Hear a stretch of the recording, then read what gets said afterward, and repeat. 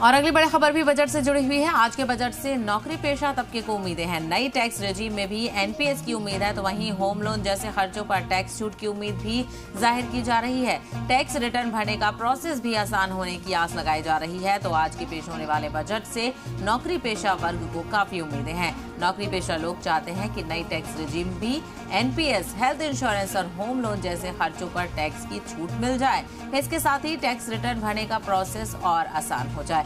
तमाम चीज़ों के जो प्रोसेस हैं वो भी खासा तवील देखने को मिलते हैं और ऐसे में काफ़ी ज़्यादा मशक्क़त नौकरी पेशा लोगों को करनी पड़ती है। तो ऐसे में इस साल लोग इस तरह की उम्मीदें लगाए हुए हैं कि जो टैक्स रेजिम है और एनपीएस को लेकर भी चीज़ें कही जा रही हैं और जो प्रोसेस है आईटीआर भरने का उसमें भी बेहतरी लाई जाए और उसको भी आसान बनाया जाए, इस तरह की उम्मीदें की जा रही हैं। बहरहाल ये देखना बेहद अहम होगा कि वज़ीर ख़जाना निर्मला सीतारमण इसमें राहत देती हैं या नहीं, लेकिन नौकरी पेशा लोग खासा उम्मीद लगाए बैठे हैं कि इस बार कहीं ना कहीं उनके लिए राहत की खबर हो सकती है। तो आज के बजट से नौकरी पेशा तबके को उम्मीदें और कई तरह के कयास यहाँ पर लगाई जा रही हैं। नए टैक्स रेजिम में भी एनपीएस की उम्मीद यहाँ पर लगाई जा रही है। होम लोन जैसे खर्चों पर टैक्स की छूट की उम्मीद लगाई जा रही है। तो ऐसे में देखना बेहद अहम होगा कि जो कुछ राहतें हैं वो यहाँ पर मिलती हैं या नहीं। हालांकि जो पूरा एक खाका है वो यहाँ पर मायने रखता है और जो ओवरऑल बजट है